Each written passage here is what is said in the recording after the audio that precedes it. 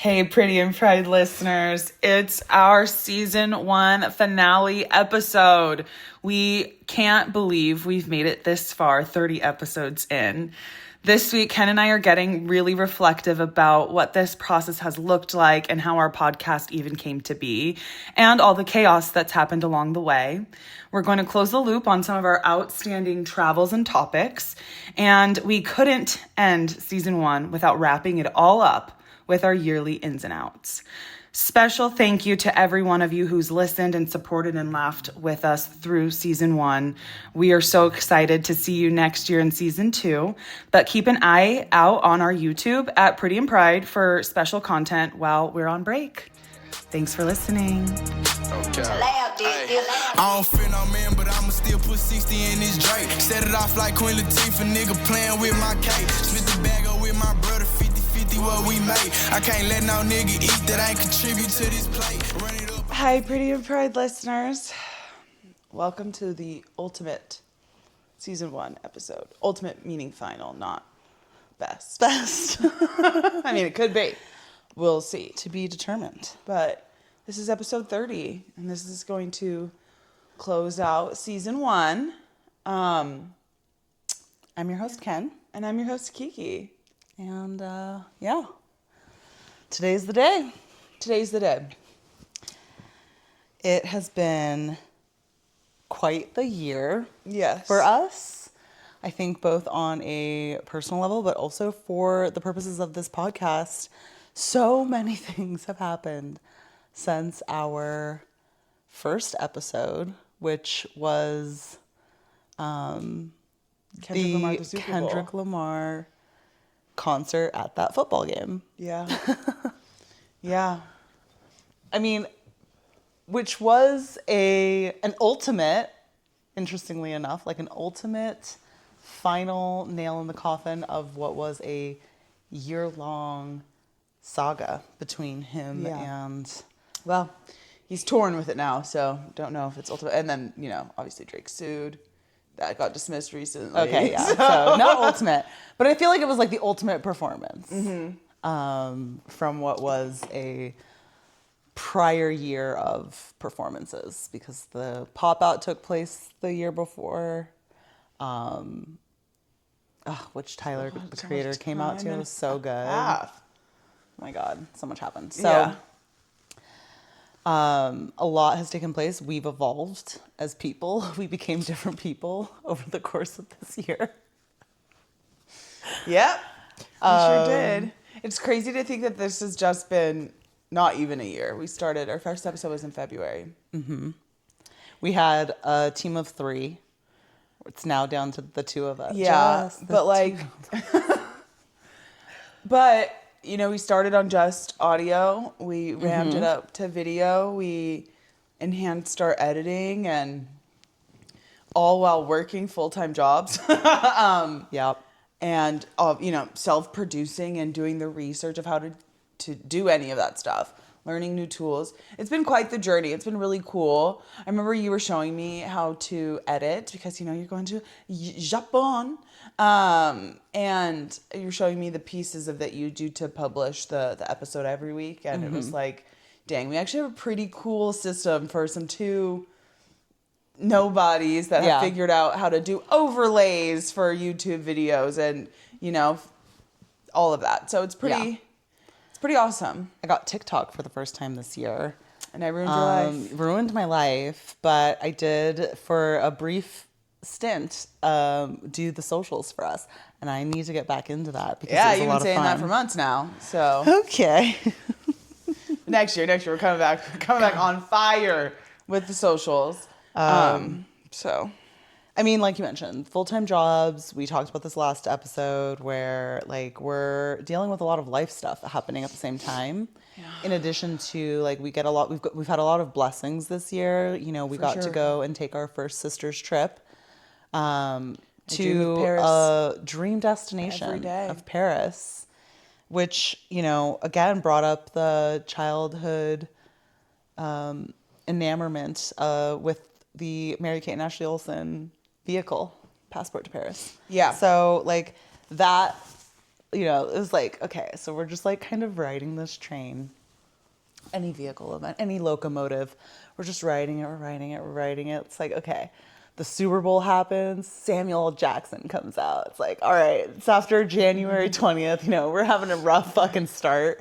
But it's like Kendrick's performing at the Super Bowl. We're like, all right, we're climbing. We got Paris. Ooh, we're up here. And then it was like, all right, we got Bonnaroo preparing. Crash. June was the crash of the year. We lost one of our faithful co-hosts, my beloved Osiris, who, like, it's actually really, like, I have thought about this because we used to have social clips that I had always planned to, like, kind of archive and go back and, like, post later. But I actually haven't been able to bring myself to rewatch our earlier YouTubes or our earlier YouTube episodes or our like the social clips that were made, because it's like on one hand I really want to see him, but on the other hand I'm like, I just don't know if I'm like prepared for that. But June was a tough month. Yeah. Ultimately. And nevertheless we persisted. But with that lingering hurt, I think kind of, I don't want to say taking us down, but definitely ever present. So you're right, a lot going on in our personal lives. I've personally traveled more this year than I've ever traveled for work, for personal. It's been fun. It's been exhausting. I'm very tired today, getting back from Chicago late last night. Yeah. Which I'll talk about in a bit, but it's still been a really good journey in terms of the pod. Like, we've talked about memorializing our conversations, and that's so fun. I loved our Seattle vlog. I'm excited to see what we vlog through the holidays and just seeing our growth and how, you know, an idea is discussed and planted over years and then comes to fruition with a bunch of circumstances. And dude, that's so true. Like, we would FaceTime all the time thinking like, man, it would be so fun. Like, we should just start a podcast. It'd be a lot of fun. Everyone does it. How hard could it possibly be? Bozos like we are. And now that we live in the same city, it was like, all right, time to put our money where our mouths are. Yeah. And I will say our ex-producer, your current husband, was a good catalyst in that. You know, he was kind of like the I don't want to say the driver, but like the not letting us forget this idea. He'd bring it up all the time. So when's the podcast? So are we going to do the podcast now? He was like, okay. And he did a lot of our upfront like research and tech setup. Which is why he got the producer credit, because we're like, we're not doing that crap. So thanks to him. Yeah. He's currently still debating whether or not he wants to be on this vlog. Like, the Seattle vlog trial of not only like developing that content, but going through like the editing process and trying to figure out what that was like from like a director almost viewpoint. I feel like I want to give this a try. Now, I'm scared in some respects because Japan is a long trip. And I'm like, I have an outline. I have an idea of like what I want to vlog. But I don't know what it's... First of all, like, I'm Black. My husband and I are above 5'10", 5'9", if we're talking some. Yeah, take it down. Like, we're tall people, so it's like I know we're gonna stick out, and then like everyone else who visits Japan, we're just gonna be like out there with our cameras, being as like, you know, annoying as I'm gonna be. And so I'm like trying to bust out of my shell. It's like this comfort zone. And so how I'm going to do that with him as part of it, and like also this is our podcast in a way where I'm like, if it's not you and I, like, maybe it should go on maybe it should be in a different segment. I don't know. Like, trying to figure that stuff out. So I'm hoping that I get to learn a couple of lessons in this, like, trying to vlog Japan that I can bring back for us to have even better additional content that we can start creating because it's fun. Yeah. Well, and I think our viewers and listeners will still want to hear about this trip that we've been talking about for months and months and months. Yeah. I will say the Seattle vlog taught me like what I did in that experience of like editing and then posting it is I really do wish I had like treated it more like special content. It ended up becoming an episode for our listeners because I felt like we did have a lot of interesting conversation and we had been talking about it as like, we're going to do this whole rating. And so like, while I feel like it works, I'm like, I don't know if it fits the like through line of the podcast. And so like in hindsight, I wished that instead I had not made it an audio episode, but I'd like kept it as like a special content piece for our YouTube channel. However, I like round numbers, so it needed to be 30. So it's like, you know, this is a double-edged sword, I guess. But I think that's kind of what we're talking about, the potential of us vlogging some additional things happening this year. It won't necessarily be an episode. It will be just special content and no pressure on us, because I was thinking about extra credit. Optional. Yes. And I was thinking about like every week that I've had this additional job to do. Like, and you're going to Japan and I'm on dog duty, so I'll be staying at your house with all 4 of our pups, and like thinking about what my kind of day is going to look like and how I want to manage that for such an extended period of time. And I was like thinking, I was last night in bed, like, oh, I don't have episodes to edit. Oh, some free time, not a deadline every week. Wow. Like, what am I going to do with all this time? More so the mental capacity of it, right? Like, so yeah, I feel like it'll be really good for us to kind of just like renew. Not that I've lost like we've lost passion for it or anything like that, but like just kind of like rest. Yeah, a little reprieve. So it's been really good for us. Yeah, and it's been a really busy year. Like, I don't know that.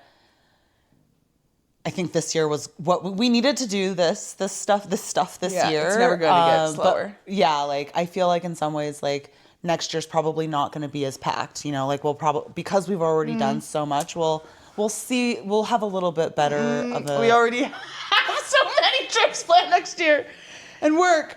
And etc. I mean, I still have 2 trips this year. You still have 2 trips. You have Japan and this one. And technically, oh my God, you just reminded me. I still have to finalize our January plans. Exactly. We'll get into that. But it's like, you know, we're not going to be doing like it felt like from April through essentially December, it's been nonstop, is what it feels like. Yeah. So it's like I don't think we're going to have that complete full stretch of something like trips every month. I actually feel like what we should have, I feel like your takeaways are wrong. I feel like what we've learned is we're going to have an idea and we're going to execute it. Like Seattle, just plan to see that we should go to Seattle. Oh, a special menu, and we're going to go. Like, we didn't have every month planned out. Things come up and we make those things happen. And so I feel like it is so it's the wrong takeaway. So actually, like, as busy as we were, we actually should just continue get worse. Yeah. We're going to do more stuff. So, but we won't, hopefully we'll have like, I mean, we have good systems in place now. So, and I think we can also come in with like a stronger outline and expectations of like our episodes to prep our viewers of like when it's not going to be an episode week, instead of kind of just shooting from the hip. That's fair. I think that's a fair take, because like in my mind, I think I too was just reflecting on like, you know, my spouse and I were going to go to Dallas. We're going to be, you know, hanging out, relaxing before we're on this nonstop flight. But like, I think I shared last time, or I don't know, I think I shared that like I had this idea like we should do Six Flags, and everyone I spoke to thought that was, I said do it, fundamentally insane. I was like, okay. And like actually what I've been looking forward to is all week the idea that like I won't have anything to do. Like I won't have any work. I won't have any obligations. Yeah. And I just actually get these like days leading up into the trip where I don't have anything to do, that I'm like sounds lovely, mentally honestly. free. Trying to think of the last time I had one of them gyms. Yeah, it's a big trip. So I am excited to be able to kind of like mentally, physically, emotionally kind of like reset before we take on this endeavor. And then I do kind of view it as like, this is kind of a turning point. We're going to see what special content we want to create over the holidays while we gear up for what will be season 2 of this podcast. And, continue, because we're just the tryhards that we are, we're going to continue to figure out what we can improve upon, what we like, what we can maximize and make more efficient. Yeah. And I'm looking forward to it. I'm looking forward to it as well. It's just fun to do. Hang out with you for a couple of hours, listen to you gripe about what I don't do correctly. I run a tight ship. So. Yep, that's the PM in you. Yeah. Feeling very fat today. I was thinking on the way over here, it was like, this is also, watch me, and I told you this, watch me lose and gain the same 15 pounds over a series of months plus some. And when we come back, it's going to be lost again. Surprise for you viewers. Come tune in for that. But yes, I am. That's a Raven premonition of like zooming into you 15 pounds lighter. Yeah, it's got to happen. I'm tired of it. I started my period, which is great because I don't have to be on my period in Japan, but I feel like so fat and bloated and in pain. Great. So I feel how I look. Yeah. I look how I feel. So I got in late last night, as you know, and as I mentioned.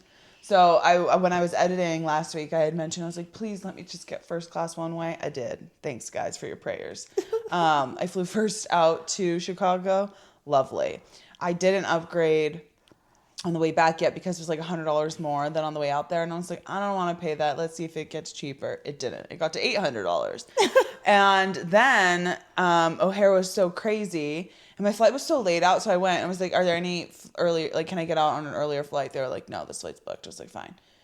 Then I hung around the airport for God knows how long. And then I went up to my gate and was like, are there any first class upgrades? They're like, no, those are all full. So I did upgrade to premium economy, or main cabin plus, which actually wasn't so bad. At the gate? Huh? You didn't ask when you checked in? I did. Oh.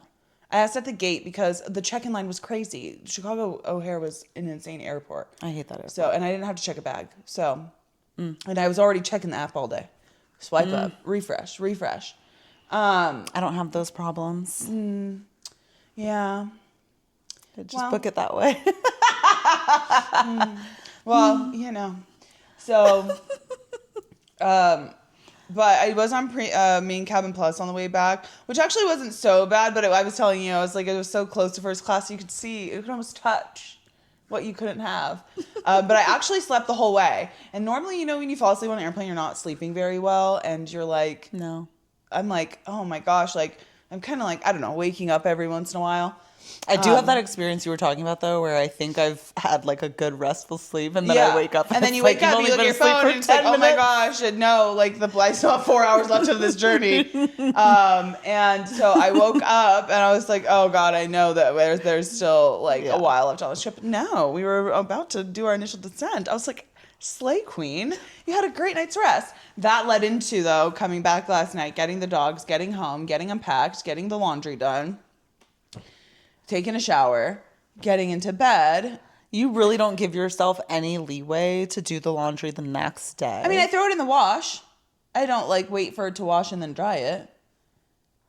You don't give yourself any leeway to just do the laundry the next day. It all has to be washed anyways. So put it in the wash instead of in the laundry basket. What's that? That's why not just leave it in your bag?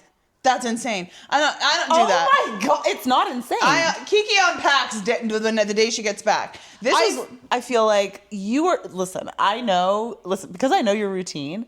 I know that you were practically awake into your next true day. Like that, you were awake at the time you normally wake up for your day. And so I feel like, I mean, not that late, but early, but yeah, but like, why? Yeah. So that's why it's like, well, because then when I did wake up, actually, instead of having chores to do and bags to unpack and a house to get together, it was already together. I have to unpack my bag, get everything put away where it belongs, and I can wake up in the best possible way. Yeah. So you already know that I will come back from Japan and you'll leave your luggage. My bags will sit by my laundry room for probably at least 3 weeks. I want all my stuff where it belongs. It Meanwhile, was funny though. Like, I'll tell myself that I have no clothes, I have nothing to wear, and I it's all in the luggage. I've let my luggage sit somewhere for 3 weeks while I continue to have clothes. Originally when I was like maybe I won't unpack tonight. It's already so late.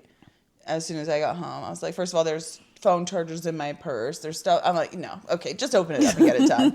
And then of course you have to shower after you get off a plane. And so I got into bed around maybe 2, and I couldn't fall asleep because I'd slept on the plane. Then I was up bright and early for work, and I thought work was going to be really crazy today because we have really a lot of deliverables. And I did not bring my laptop to this work trip because it was all day, no laptop work anyways. And I was like, I'm just going to have to carry this around. And I'm not getting back to the hotel late at night and working. And I'm not pulling up to the airport to get 2 hours worth of work done. So, fine. And so my work was actually not so bad. Like, all of the deliverables, got them done pretty early in the morning. Had a meeting with the COO and, killed it. Also was able to delegate a lot to my team and say, I want you guys to present on this meeting, which I thought is really good for their growth. So I felt very accomplished today. I took a nap and now I'm here and we're going to dinner to celebrate Bissy's birthday. Yeah. Okay. Not a lot of fanfare. It's like the week was so crazy and hectic. I had a coworker, they send out a newsletter at my job that lists all of the monthly birthdays.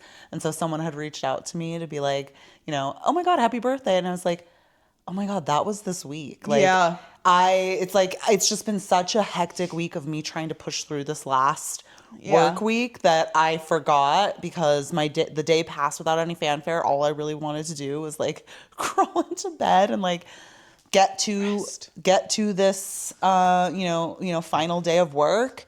So I was like, oh my God, yeah, it was this week. Yeah. So yeah, we're going to dinner tonight, which again, I kind of am in this space where I'm like, I'm glad we're doing it because it's important. But at the same time, I'm like, all I wanted to do after I got off work was crawl into bed, mostly because of how I'm feeling. I can cancel this resi. I'm just like, oh my, no. I'm like, I just want to crawl into bed, put my heating pad on, and not have to wear clothes. But I'm gonna do it because I'm excited to hang out with you guys. Before you go, I'm just like, what are we gonna do? What am I gonna do without you for 3 weeks? That's crazy. I mean, maybe I'll get my life together. Maybe I'll come back. You'll come back. You'll be like, you don't even recognize me. I have been, part of what has been stressful is I had this plan in my mind. It's all right, first I'm going to pack my personal item because I have a packing system where I don't need, I have separate toiletries from the toiletries I use on a daily basis. So I was like, I will pack my toiletry bag. I'm going to pack my personal bag. I'll pack my carry-on luggage. Then I can start packing my checked luggage. I had this entire idea, but I was not able to execute it all week until yesterday. I know. And part of that was the stress of not really feeling like I know what I look like in fall clothes because I've been wearing my summer wardrobe for so long.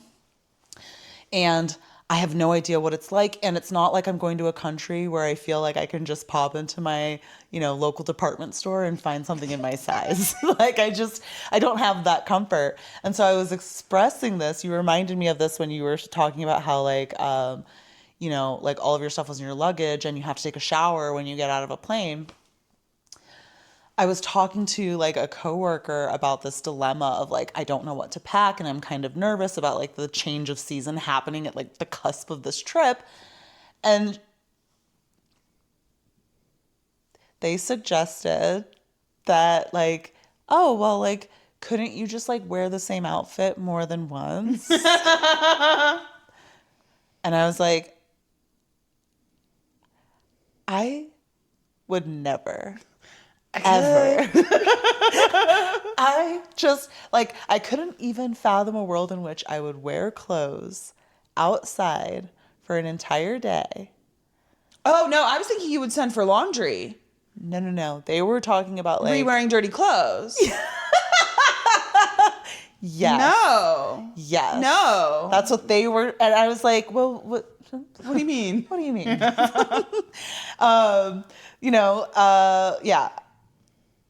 And they were like, yeah, like, just...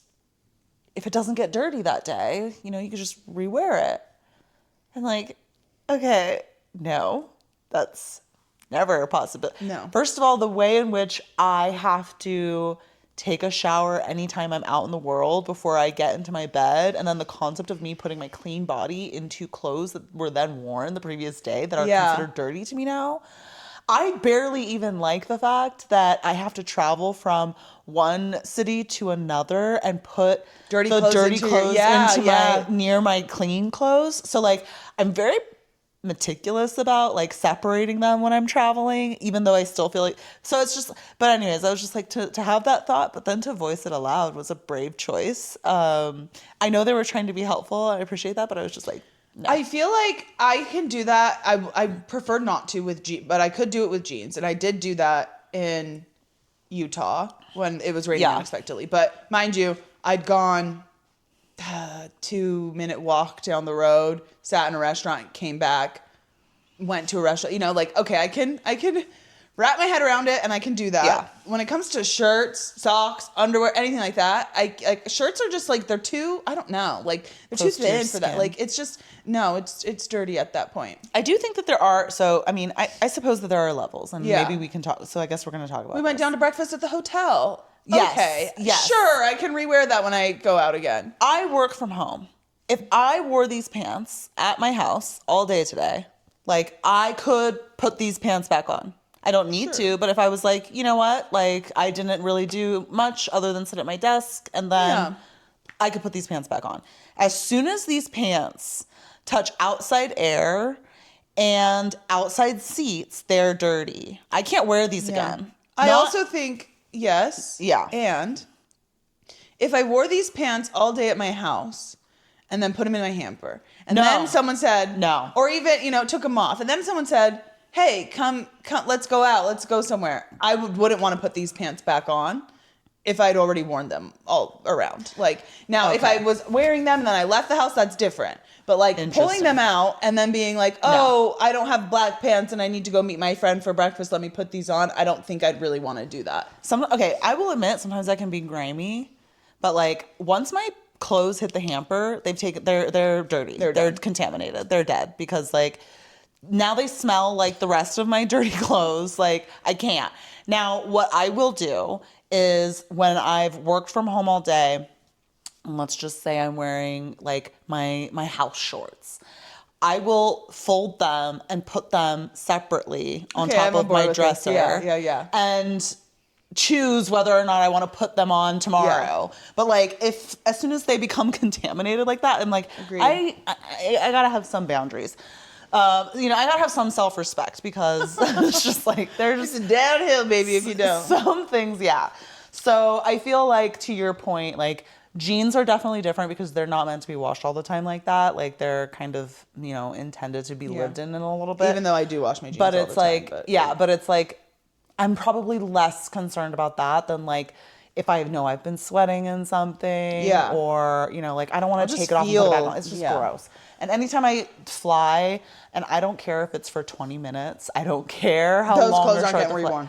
Those clothes are done. I have to shower before I'm in a hotel bed. People who put their fucking suitcases on top of beds are disgusting. I'm just like... Not if it's you guys, but don't do that. No, don't do that. And not ones you're sleeping in. Now, if you get a 2-queen and you're staying by yourself and you have your outside clothes dirty bed, that fucker up. Yeah. Doesn't matter. That's actually the slays. Like I don't want to take my clothes off, but I want to lay down in bed. It's so funny because when we were growing up, and I would go into our dad's room, and I'd see him on the floor. First of all, I'd see this. He still does this. Grown man, yes. And most of you will probably get this, but this grown man is sitting on the floor of his bedroom with his iPad watching some Western, some HBO show. And I'd be like, what are you doing? And he's like, I can't get on the bed. These are my like outside clothes. And I'd be like, that's ridiculous. When you're a child growing up, there are no thoughts of germs, like you barely want to shower. It's like time away from the TV. Now as an adult, yeah. What's outside even clothes aren't touching the bed. I 100% agree. And I feel like what's even crazier is that like I could put on inside clothes and touch the bed, but I'm not as much of a bed person as you guys are. I don't know how to say this, but like I don't watch TV. I don't have a TV in my bedroom. I don't like lounge around in my bed throughout the day. Like to me, the bed is for sleeping. I do take couch naps and like that's how I segregate. But like in that store, it's like, yes, I would not lay on outside clothes, but I could put on like at a hotel, put on my jammas, not shower again, and lay in that bed. Yeah. So well, for me, it's like you let your dogs sleep with you and go wherever they want. I don't. So my bed is the only true source of non-fur in my house.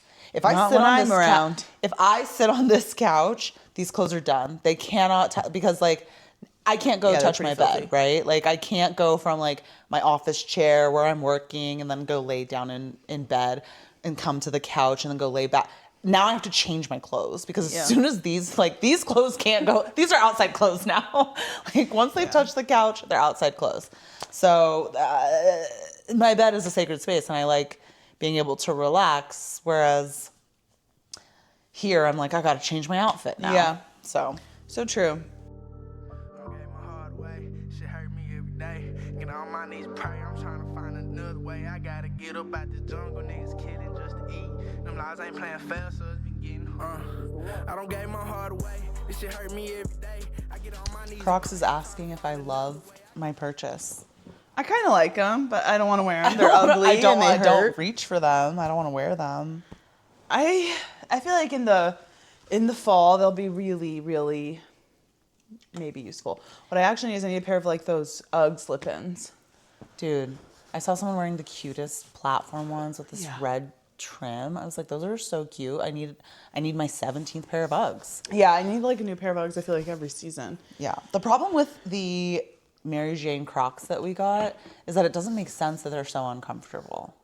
I don't feel like they're uncomfortable. I feel like it's just the after effects of our shins being They're uncomfortable, blasted. but the post shin splints are a problem. They're comfortable. Maybe now they're used to it. Maybe your body's acclimated. It's like, why when I wear my other clogs that have the sport strap or, I don't strap the sport strap, yes.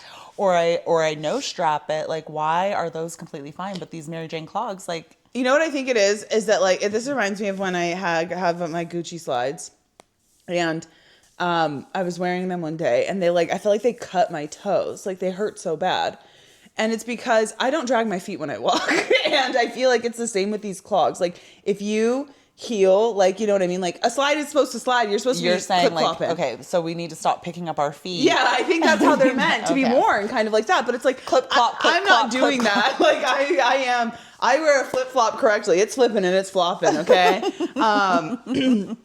I was thinking of that the other day when I was wearing flip-flops and I was like, and like, it'd be much less annoying if I would just drag my feet, but I'm just not capable of that. Like, I'm not a Neanderthal. So that is a good segue into how, and also the clothing thing, like a particularness. So I'm in Chicago. This is a work trip with colleagues across the business. So not just colleagues on my team, like colleagues that I've never met before, maybe never worked with.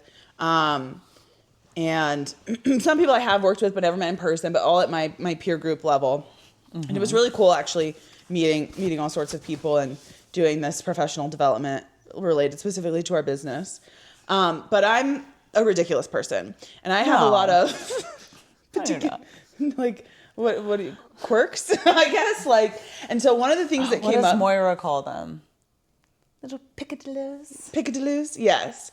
So one of the things that came up on this trip, and these things put me in a weird position because I have a preference for something, and I know, like, I don't really want to explain it because people are gonna be like, "Okay, girlfriend." Yeah, I don't want to explain why I need to order both a savory and a sweet. Yeah, right, exactly. Or so in this example or in this situation, everyone's wearing name tags. Hello, my name is, that you put on your clothes. Yeah, no. Kiki don't put stickers on her clothes. No, So, I don't either. So first day, I don't say anything. I just don't put the name tag on, you know? And we have name plates on our seated desk.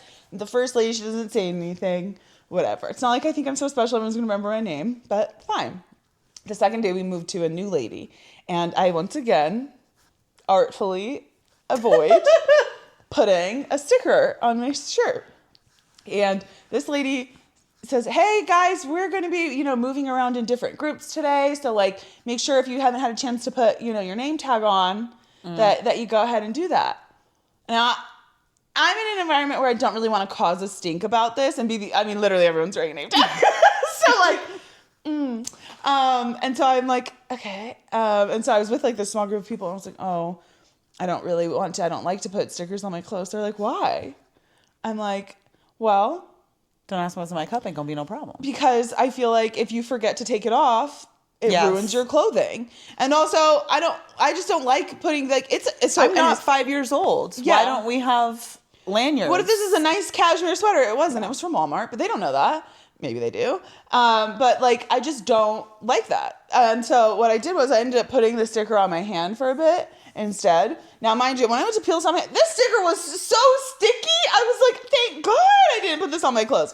Then I ended up just putting it on a can and no one really said anything. But it was like one of those moments where like, I find myself in these situations similar to when I was traveling. I get to travel in November with the VP Professional Development role.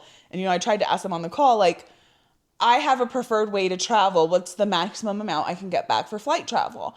I'm not expecting this nonprofit to put me in first class, but I am expected to be in first class. So like, what will you give me back? And they would not give me. They're like, well, you know, we might have some budget. Like, you know, we account for the fact that maybe some flights are more expensive than others and blah, blah, blah, blah. And I'm like, okay, I'm trying not to say on a call with people that I don't know that well, like, hey, I want to fly first class. What can you give me? You know, like, and so Yeah. I find myself in navigating these types of situations kind of often. And like, all of my quirks are very like specific. It feels like I couldn't name them if someone asked me about them, but they're very, very specific. Like, serve my Manhattan in Manhattan glass. Like, you know, like random things like that. So That's interesting. I have the opposite where it's like, I don't want my water served in a wine glass. that's fair. Like, put the fucking thing in a fucking... The amount of times we ask people to give us new silverware. Yeah. When we're at a table of people and they say, would you like to keep your silverware? I'm not dragging my silverware around course to course. No, actually, could you just bring me a new set? Like, now around friends, I'll be that person. And I will still do it around colleagues. You got to stay true to yourself, people. But, you know, people be looking at you strange. Well, I mean, to your point, I'm not poking, like, if it's a name tag that has a pin, Yes, I'm not poking I'm my not doing clothes that either. either. Like, don't burden me with your I don't do that. But so, like it is that situation where it's like, okay, on the scale of how much do I want to draw unnecessary attention to myself in this situation to stick to my to my guns on this. and paint yourself as a difficult person in scenarios where maybe you don't want to be painted that way. And like, first of all, you're already working against so much in corporate America. Yeah. Colored woman, beautiful woman at that, you know? Smart. So it's like, I mean, it's Opinionated, you know, people are like, assertive. how was your travel in? Great. I upgraded to first, you know, like it's like, so it's kind of like one of those situations, but I just thought of, it reminds me of those psychological studies where like they're in a waiting room and everyone stands up, like people start standing up. So then like the person that's the subject of it, that an unwitting participant stands up because they think something's wrong. Maybe we wouldn't. Maybe we'd be like, sorry, I'm not just going to stand up, you know, like, so. I mean, I don't know. I told you that, like, you know, you're just one invite away from just drinking that cacao at the, you know, So housewarming true. cacao ceremony. But the fact that I was in a much smaller scale in a situation where everyone was wearing a sticker and I got called out in front of everyone that everyone should put on a sticker and I did it my way. And then eventually I was like, I don't like this on my hand either. So I'm going to put it on an empty can. And if I need to, I'll walk around to the tables like this. That was my plan. Innovation. Determination. Like, she's a trendsetter. so that was fun. But it was fun meeting my colleagues and yeah. It was I think I would totally fail psychological studies. I feel like I want to believe that I wouldn't, but like the truth is you just never know unless you're in it. But you know, you always hope you pass, you know, like that you could be away. But that's why it's a study. Like, I mean, do you think you're going to eat the marshmallow or do you think you're going to wait? Eat the cookie or you wait? If they told me to wait. You're talking about in the delayed gratification study? Yeah, the delayed gratification where if they were like, if you wait, you can have 2 cookies. I feel like, well, you know, when they look at that study again, they didn't take into consideration socioeconomic levels of those families and that like some of those kids came from a place where they were never going to get that cookie. Well, yeah, but I feel like that's probably linked to diet, to like, you know, just obesity and food habits in general. Well, it was also related a lot to color, well, like racism, right? Like, yeah, but I'm saying like separate from the delayed gratification out the window. Like we're not studying that. Like I think part of the like cycle of poverty is that like there, at least for me, I would think like I probably overindulge more than I need to because of times in my life where I didn't have the ability to have the food that I'd want. Yeah. Whereas like, so I feel like, you know, that aside. So would I wait for the, well, it would depend because in my head I'd be thinking, well, maybe I don't want 2 cookies. Did you ever think about that? So maybe 1 cookie is enough to satisfy me. And actually you're taking away my overindulgence by I don't want 2 cookies, you know? I think it would, I think for me, it would depend on how long I'd have to wait. Like I'd probably start waiting and then I'd be like, maybe I don't want the. Yeah, I'm not doing an Abed where he's in the waiting forever. Like, I'd probably ask so many qualifying questions. They'd be like, you know what, never mind. I'd be like, well, what kind of cookie is it? What kind of sugar did you use? Is it soft or chewy? What does it taste like? How do I know if I even want 2 cookies? Margarine. Yeah, like, what if it's not even worth the second You're cookie? disqualified. Yeah, like, I'm like, wait, hold on a second. Like, so there's no punishment other than if I don't get a second cookie. I don't really want 2 cookies. I don't even know if I like this cookie to begin with. They'd be like, you're out. Yeah, you're, what do they call those people in this study? Like an outlier or an outlier. I don't know. When you don't Confounder. Them. Yeah, a confounder. So, I guess we'll have to test each other. Pay someone at the restaurants tonight and say, hey, everyone stand up at one point and see if we follow along. It's kind of like the food taste test. Everyone stood up. No. Because that's the thing too. Like at baseball stadiums, I don't put my hand over my heart and stand for that. I don't. I don't do that. I do if I'm only with specific people. I don't do that. And like I have a very good friend who's a black man, and it puts him I feel like it puts him in an uncomfortable position. I'm using his front season tickets. So I'll stand up, but I ain't taking my hat off, and I'm not, you know, as the only 2 black people sitting in the front row, I'm not going to put the person that I'm with that invited me to this game in a position that they feel uncomfortable. So I'm like, fine, I'll stand up, but I'm not putting my hand over my heart. And I'd actually prefer not to. Yeah, I mean, it's not like I'm like going to sporting events all the time where I'm just actively in this protest, but no, I don't do that. Stand up and go to the bathroom. Now what? Like, so I'm like, I'll find like a way around. Like, oh, well, you don't know what's going on. She's a weak bladder, you know? Like, I mean, you could be, there's a number of reasons why people don't stand. I know why I'm not standing, but it's no one else's fucking business why I'm not standing. But there's a number of reasons why I might not stand. But it's like, I guess in that scenario where you're talking about, you know, like would I stand where everyone stands? Probably not, because it really is like not something I would think to do. Now, the other thing is though, that like, if ever, it's kind of like when black people run, as a black person, you're going to start running. So it's like, if everyone starts standing up, you know, it's like when someone goes like this and then you're like, well, what? You know, like... Yeah, when you look past my ear and your eyes widen and I'm like, what are you looking at? And you're like, oh, I was just thinking, don't do that. That's actually one of the main reasons why at restaurants I want to sit with the tactical advantage is because too many people are idiots and don't understand that creates a level of fear. Ocular pat down threats. Yeah, exactly. Like, you're creating a level of fear in me and I already have a natural baseline of anxiety. So if you're not going to take that with a responsibility, then I'm going to look at the door, okay? You have your back to the door. I'll warn you. Now I'm like, I'm like, there was Jenny Slate did a special once where she was like, I grew up in a haunted house and you can tell because she's very like, everywhere she goes, like very like startleable. So I'm very startleable. So I feel like, yeah, I'm watching the door. You'll know if something's going down. So anyways, Well, Yeah, no, I'm probably not. I'm probably not standing if everyone at the restaurant stood up. yeah. Although, I mean, I feel like there's different, if everyone just stood up silently and didn't do anything, they just stood in place, I'm probably not doing anything. Now, if everyone stood up because they were looking at something, I'd be very curious about what they were looking at. I actually feel like in that scenario, I probably also wouldn't stand up and look because I don't know. I'm just contrarian. Sometimes, like, I'd feel like someone needs to stand up and tell me, like, a trusted source. Like, I don't know. Like, something in me would just be like, Yeah. Make the ain't help. gonna catch me looking like a fool.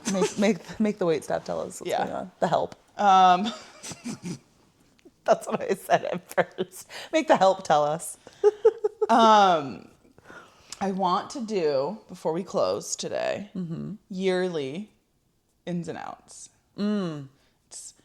The out is very easy for me. So easy. So easy. So fucking easy. Do we want to go on 3? Let's see if we can do it at the same time. Okay. Speaking and thinking. 1, 2, 3. Trump administration. Like, it's Donald Trump. Donald Trump's fucking been out, stays out. He's out. Been out since the beginning, continues to be out. Yes.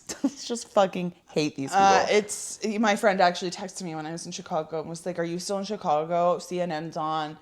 There's a bunch happening right now. They just took down a black man. They're tear gassing the streets." I'm like, okay, I'm in an office building. I really appreciate the concern. It's stressing me out. Like, what's the airport going to be like? Luckily, I mean, Chicago's a big city. I didn't, come across any of that. TSA was rampant. I mean, they were running that thing. There was no shutdown happening there. Lots of travelers, no delays. It was all in all, and also our home airport. Very easy to get in and out of. Lots of people traveling in. No one was there traveling out. I went to the airport 3 hours early. Yeah. And I never had an easier time getting through security. I was like, okay. Now you're in the airport for 3 hours. Here. But yeah, the concern continues to run high, and it's much worse than I thought it was. I thought it was going to be a really bad situation, and yet they've exceeded those expectations by going all the way further down to the depths of hell. So... It's interesting to me that I feel as though in this second term of this clown's presidency, I'm less engaged with politics and news in general than I've ever been. And yet I still feel the dystopian aspect of what it signifies for me. It's like I just feel that the Republican Party as a whole, the Trump administration specifically, the Supreme Court, I just feel as though these people are, one, they're just making up problems that don't actually exist and then trying to create solutions that aren't actually solving anything. And it really just stems from this concept of they're just full of hate and I think even more than that, I think it's really just they really want to control their own base and really be able to create narratives of anger and frustration. It's I don't know. I feel like I've reached a point where it's I'm not shocked at any news. Yeah. There's no piece of news that is going to truly shock me. Yeah. With the exception of D'Angelo dying. Yeah. On Tuesday. It's with the exception of beloved celebrities, there's no terrible thing that can happen because I have just been so desensitized. And that's really what they want, too. And I do think that that's what they want. It's not, and I'll say this, it is not that it is not motivating me or that it's not activating me, because I will continue to be engaged politically and socially, but I do find I'm just I'm mentally detached from assassinations, deaths, this terrible thing that's being said, this terrible policy that's being discussed, this terrible our rights law being that's taken away, the groundwork being laid for us to be in a even greater surveillance and police state. Yeah. The controlling of the citizens, like everything that's being laid to take this country to a Nazi Germany level. So, and I feel like, they've been out ever since, November of last year. Oh my God, I can't even believe that it's just been 1 year. Since 2016. Oh my God. But I mean, like, election night in November, it's like, I was really hopeful. The country showed me who they are. And in a lot of ways, I kind of walked away from that experience. Like, you reap all right, what you sow, yeah. Uwe Steve. Yeah. In a lot of ways, it's like, I almost can't have sympathy for these people. These people who voted for this, I'm like, I have no sympathy for your suffering in any way because you had no sympathy for anyone else. So they're out. And unfortunately, I think, like, I'll say this and shut up because I don't need to wax poetic about how terrible these people are. Unfortunately, like, the trickle down effects of Trump support and like the Trump administration's policies being so vitriolic is that, like, I also can't really make space for people who follow that ideology or voted for that ideology. And so in some ways I've had to kind of reckon with the fact that, like, it's also affecting my interpersonal relationships with people who I know, where it's like, I don't really want to interact or I don't really want to have sympathy for you about anything, because it's like life could be better, but like you choose for it not to be and you vote for it not to be. And so, like, I can't really hold sympathy for that in some ways because I've got enough going on. Yeah. Well, okay. Well, we started with the baddie. So okay, this is going to be a tough one, but you know what? Actually, I got it. Okay. In for me, Black people, Black culture. Yes. Black music. Okay, let's talk about it. Black TV, Black movies. All right, let's talk about Black it. hair. In terms of culture, like 4C. Not color. First of all, I love it. Okay, let's talk about it. What a year in Black people being awesome. Cowboy Carter winning the Grammy for Best Album of the Year. I love that album. GNX, great album, great release. Tyler, the Creator's Chromacopia, so good. And Don't Tap the Glass. Mm-hmm. Clips came out with an album. Kendrick Lamar winning a Grammy for Best Song of the Year for Not Like Us. Yep. Euphoria still stays on my streaming service. Like, all the still time. Like, I'm like, let me put on some Euphoria right now. Taught us how to be professional level haters. Yes. Cardi B releasing a new album. All the commentary that I see from Black people on TikTok related to every single topic across the span of our cultural landscape. And pop cultural landscape. Kev on stage. RDC World, shout out you. Yes. Screwface Sean. Sure. I don't listen to them, but I know you really like them. The Kendrick Lamar Drake beef of 2024 was made even more enjoyable by the reaction content creator community that was following the saga, diving into it, taking us back, like reacting to it live so that I got to live the experience over and over again through how they were reacting to it. So it was just, I had a lot of fun. So Screwface Sean, shout out to you. I'm going to shout out Alandria Carthen. I love you, sis. Oh my God. And I can't wait to see what you're going to do for Halloween. There's just so much. And so it's like, that has been feeling the blanket of being Black in America, of like how we've come together as a culture to do our best to continue this. We're always gonna laugh. We're always gonna make art. We're always gonna have a good time. Our ancestors made it through slavery. I mean, they've been coming after us even in chains. So it's like we'll make it through anything. And shout out Dad. Stop. Shout out Dad. You're my favorite Black person other than my sister. Oh my God. So, Yeah. Kev on stage, I sent you something, or I showed you something that he said about like this clip, and it was like, he's just been saying some really freaking hilarious things that are like throwbacks. Yeah, Thanos snapped me out of existence. And then there was something else where it was like, that person, Montgomery, Alabama brawl. Like, oh man, what a time. That was the best time of my life.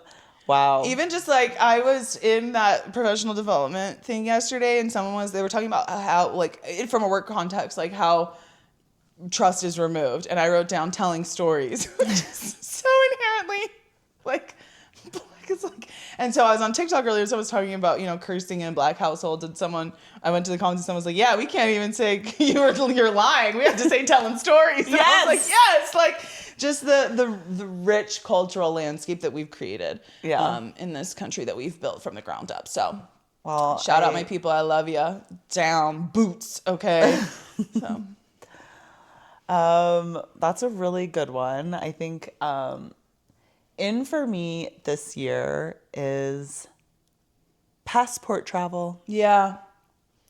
I think part of that is that because we now live in the same city with each other, I'm really excited for the adventures we've already taken and the planned adventures that we have on the books.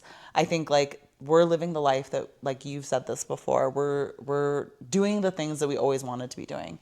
And as exhausting as it's been this year, being able to take so many trips with you, like, has been, for me, like, a really highlight of my year, because, like, we might have taken trips before, but they were always like, okay, we're going to meet our family, or we're going to go do these things, and we'd, like, meet up there. And now it's like we're planning trips because we get to take them start to finish together. Yeah. So cheers to that, sister. Twinks. Twins. It's not gay. Twins with income. No kids. No kids. Not gay. Also not twins. That's what I was thinking about for our stickers.